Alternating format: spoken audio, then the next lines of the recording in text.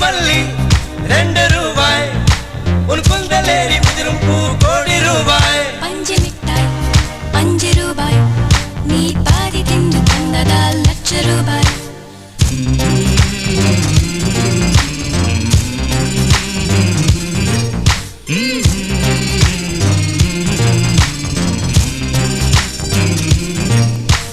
காதலிக்கும் பெண்ணின் கைகள் தொட்டு நீட்டினால் சின்ன தளர் கூட தங்கந்தானே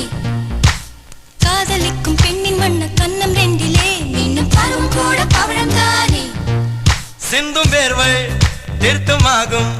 சின்ன பார்வை மோட்சமாகும்